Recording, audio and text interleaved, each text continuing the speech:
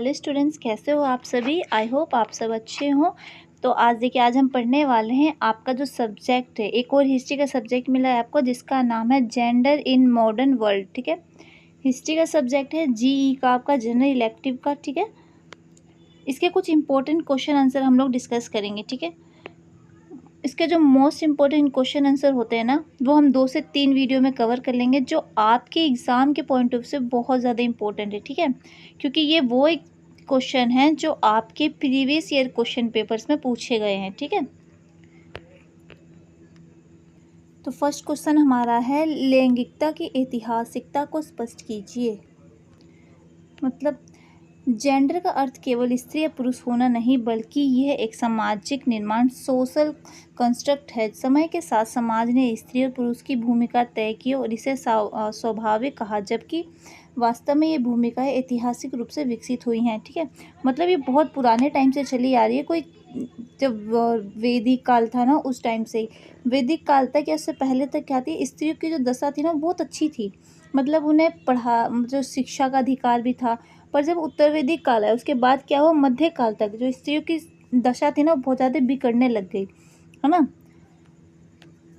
जिस टाइम पे प्रथा, उसके बाद सती प्रथा वगैरह आ गई, तो उस टाइम पे क्या हुआ, जो स्त्री थी ना, उनकी जो हालत थी वो क्या हुई थी, बहुत ज़्यादा खराब हो गई थी। आदि मानव समाज में लैंगिक भूमिका क्या थी। शुरुआती शिकारी संग्रहता समाज में स्त्री और पुरुष दोनों ही जीवन यापन में योगदान देते थे। मतलब ये नहीं कि जैसे कि हुआ कि खाली कि जो पुरुष है वही काम करेगा, स्त्री जो महिला है वो घर में काम करेगी, ऐसा नहीं था। जो उनका जीवन यापन था उसमें क्या था, दोनों का ही पूरा योगदान था।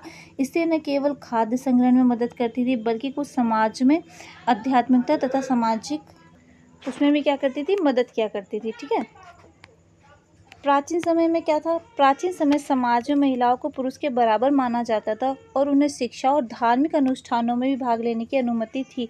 हालांकि समय के साथ साथ महिलाओं को कम अधिकार दिए गए, लेकिन भूमिका अधिक कठोर हो गई। ठीक है, मध्य युग में क्या स्थिति थी, मध्य युग में महिलाओं को पुरुषों की तुलना में कम अधिकार दिए गए और उन्हें अक्सर घर के अंदर सीमित रखा गया था। ठीक है, मतलब जो मध्य युग था ना, आते आते उस टाइम क्या हुआ, महिलाओं की स्थिति खराब होने लगी थी।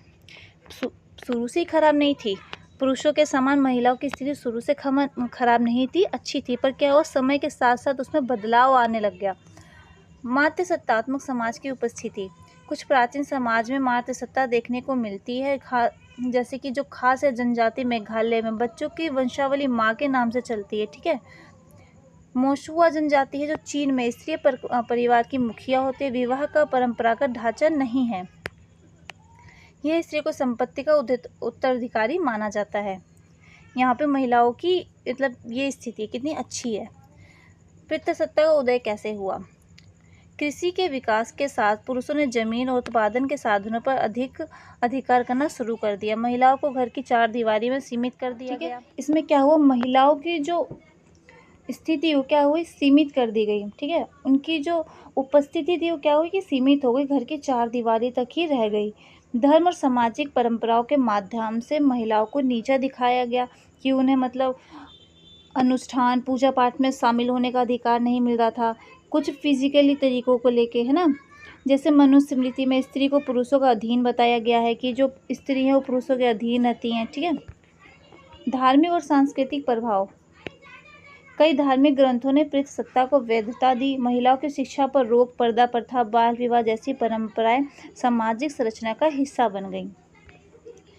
औद्योगिक क्रांति में और उसका बदलाव कैसे हुआ। 18वीं और 19वीं सदी में जब उद्योगों का विकास हुआ तो महिलाओं ने बाहर जाकर काम करना शुरू किया, परंतु उन्हें कम वेतन, खराब परिस्थिति और कोई और अधिकार नहीं दिए गए। मतलब उनकी सुरक्षा के लिए भी कोई कदम खास नहीं थे उस टाइम उठाए गए, है ना। और पुरुषों के कंपैरिजन में जो क्या था, उनको कम वेतन मतलब कम सैलरी दी जाती थी। आधुनिक युग में लैंगिक उप पहचान कैसे है। 20वीं और 21वीं सदी में लैंगिकता के प्रति सोच बदली, क्योंकि वहाँ पे आपने देखा होगा कई समाज सुधार, हमने पढ़ा था कि कई 20वीं और 21वीं जो 20वीं शताब्दी थी उसमें क्या हुआ, कई सामाजिक परिवर्तन के लिए कई मतलब ठीक है। समाज को बदलने के लिए कई क्रांतियाँ भी की गई थी, कई बदलाव के लिए, है ना। स्त्री पुरुष के अलावा ट्रांसजेंडर, नॉन बाइनरी जैसी पहचान को भी क्या हुआ, मान्यता पाने लगी। मतलब सबको जो थोड़ी बहुत रिस्पेक्ट मिलने लगी थी, जिसमें ट्रांसजेंडर भी आते हैं, सिर्फ महिला या पुरुष नहीं, ठीक है। उसके बाद हमारा नेक्स्ट क्वेश्चन है, पितृसत्ता, मातृसत्ता और नारीवाद की अवधारणाओं का तुलनात्मक अध्ययन कीजिए। पितृसत्ता और मातृसत्ता दो ऐसी सामाजिक व्यवस्था है जो ये तय करती है कि समाज में किस लिंग का वर्चस्व होगा, है ना। जैसे कुछ शुरू से जो चलती आ रही थी परंपरा, उसके अकॉर्डिंग क्या हुआ था कि पितृसत्ता मतलब पुरुष जो थे महिलाओं पे अपना शासन करते थे ना, उनको ऊपर माना जाता था। और नारीवाद क्या करता है, इसकी आलोचना करता है। पितृसत्ता परिभाषा, ऐसी सामाजिक व्यवस्था जिसमें पुरुषों को समाज, परिवार, धर्म, राजनीति और अर्थव्यवस्था में सर्वोच्च दर्जा प्राप्त होता है। विशेषता क्या है इसकी, पुरुषों को उत्तराधिकारी माना जाता है। महिलाओं की पहचान उसके पति या पिता से जुड़ी होती है, ठीक है। निर्णय लेने का अधिकार पुरुषों के पास होता है, कि महिलाओं के हित में भी जो उनके अपने निर्णय भी होते हैं, वो भी कौन लेते हैं, पुरुष ही लेते हैं, ठीक है। महिलाओं की शिक्षा और स्वतंत्रता पर सीमाएं लगी होती हैं। और मातृसत्ता क्या कहता है इसमें, एक ऐसी सामाजिक व्यवस्था जिसमें महिलाओं को समाज और परिवार में मुख्य भूमिका दी जाती है और वंश पर परंपरा माँ की ओर से चलती है।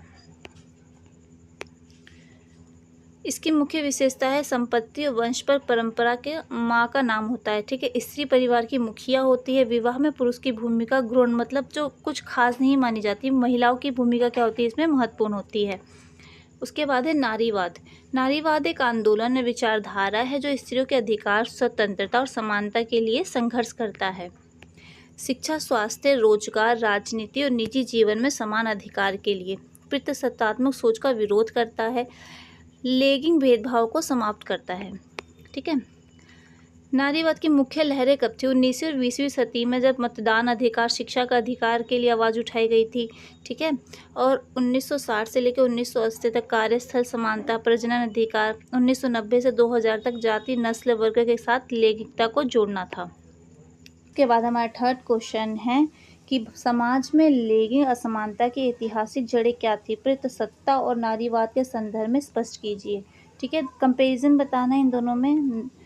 लैंगिक असमानता, जेंडर इक्वालिटी एक ऐसी सामाजिक सच्चाई है जिसने महिलाओं को सदियों से शिक्षा, स्वास्थ्य, अधिकार और निर्णय निर्माण की प्रक्रियाओं से वंचित रखा था, ठीक है। इसमें क्या हुआ, भेदभाव हुआ है, तो यहाँ पे सबसे ज़्यादा भेदभाव किसके साथ हुआ, महिलाओं के साथ हुआ, ठीक है।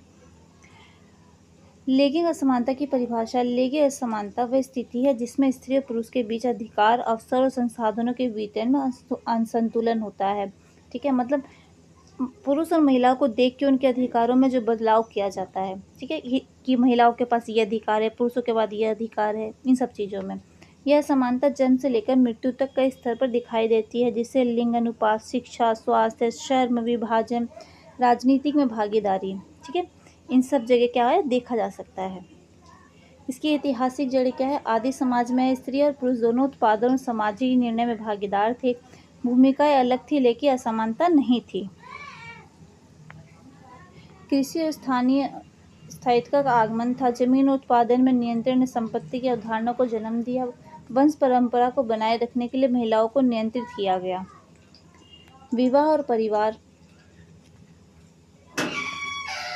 उसके बाद है पितृसत्ता का विकास। पितृसत्ता एक ऐसी सामाजिक व्यवस्था है जिसमें पुरुषों को समाज के लगभग सभी क्षेत्रों में प्रभुत्व प्राप्त होता है और महिलाओं को क्या होता है, उन पर क्या होती है, कुछ रोक टोक लगाई जाती है। स्त्रियों को पुरुष के अधीन रखती है और उन्हें निर्णय लेने की शक्ति से वंचित रखती है, क्योंकि निर्णय लेने की शक्ति सबके किसके पास है, ओनली पुरुषों के पास है ना।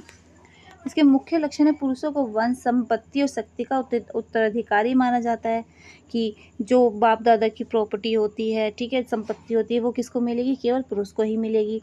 स्त्रियों की गतिशीलता पर नियंत्रण रखा जाता है। शिक्षा और रोजगार से वंचित रखा जाता है। पितृसत्ता के प्रभाव क्या रहे, शारीरिक और मानसिक नियंत्रण। स्त्रियों को शरीर के रूप में देखा गया, व्यक्ति के रूप में नहीं देखा गया। घरेलू हिंसा इसे सामान्य माना गया।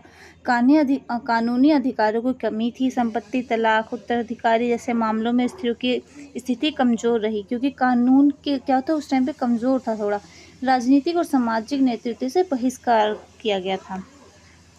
इसमें नारीवाद की भूमिका क्या रही? नारीवाद ने लैंगिक असमानता की पहचान कर उसे चुनौती दी और स्त्रियों के अधिकारों के लिए आंदोलन चलाए। समान वेतन की मांग की, प्रजनन के अधिकार की मांग की, ठीक है, राजनीतिक में भागीदारी की मांग की कि महिलाओं को भी इसमें हिस्सा लेने का अधिकार होना चाहिए। घरेलू हिंसा, बलात्कार और लैंगिक शोषण के खिलाफ कानूनी जो रूल्स रेगुलेशन से ढांचे थे वो तैयार किए गए। नारीवाद की विचारधाराएं क्या है? जो उदारवादी नारीवाद है वो कहता है समान अवसर और अधिकारों पर बल होना चाहिए। मार्क्सवादी नारीवाद क्या कहता है? पूंजीवाद और पितृसत्ता के गठजोड़ को कारण बनाता है, ठीक है। आधुनिक समाज में असमानता के रूप कैसे हैं? कार्यस्थल पर भेदभाव है, राजनीतिक प्रतिनिधि में कमी है, सामाजिक मीडिया और संस्कृति में महिलाओं की छवि का वस्तुकरण है, ठीक है। ये आपके कुछ इंपॉर्टेंट क्वेश्चन है। 1 से 2 वीडियो और आप डिस्कस करेंगे, ठीक है। उसमें हम और ज़्यादा क्वेश्चन आंसर पढ़ेंगे जो आपके एग्ज़ाम में 100% आएगा उसमें से, ठीक है। ये PDF आपको टेलीग्राम पे मिल जाएगी, आप डाउनलोड कर लेना। कोई डाउट हो तो आप कमेंट करके पूछ लेना। बाकी मिलते हैं नेक्स्ट वीडियो में और भी क्वेश्चंस के साथ। Okay, thank you.